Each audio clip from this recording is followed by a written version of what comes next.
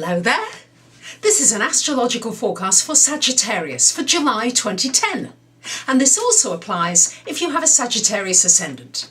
So my Sagittarians, this month the focus is going to be on your finances, your money, how you earn money, your creativity, and also on your career direction. These are going to be the big focuses for you.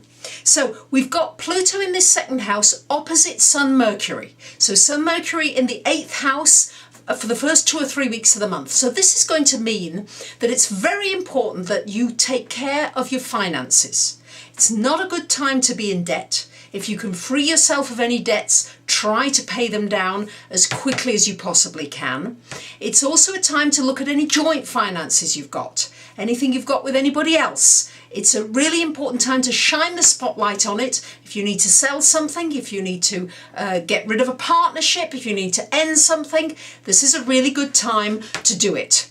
Good time to take action with anything connected with your finances. It's also an important time, Sagittarians, to take the power back with your finances, to be more in control of your finances. There's a tendency for it just to dissipate on many of you. No, you need to get more control and more structure in your life around your finances. And this month is a good opportunity with the energies for helping you to do that more easily.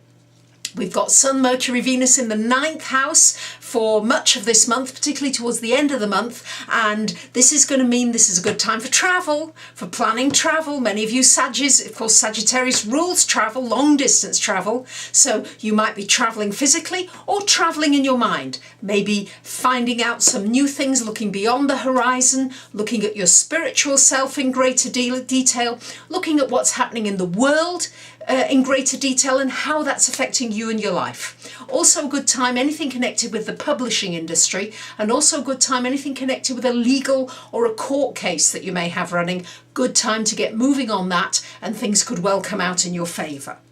We've also got Mercury, Venus and Mars in your 10th house towards the very end of the month. And this is going to be a great time to put energy into your career. Your career path, what it is you want to do, Saggies. I see so many of you still a little bit lost. You kind of know, and then you change your mind, and then you're onto something else because there is a restlessness to your nature. Many of you need to be doing more than one thing. So I think what you get hung up on sometimes is trying to be too focused, and then you're getting too bored. So maybe allow yourself a little bit of variety, some variety within the job, within the work that you do, so that you're able to stave off that boredom and that tedium and really still enjoy it and give off all that fiery energy that you have and that excitement and enthusiasm that you naturally have, Sagittarians.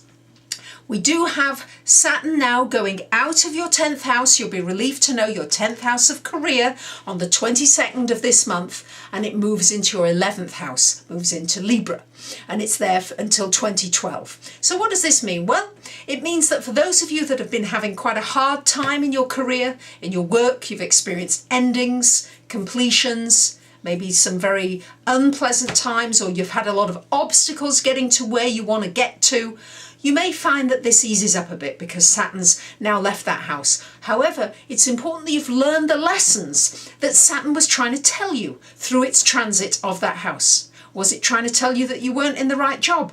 Was it trying to tell you that you weren't acting in a very constructive way in your work? What was it trying to tell you? What behaviour patterns do you need to change, and have you changed them?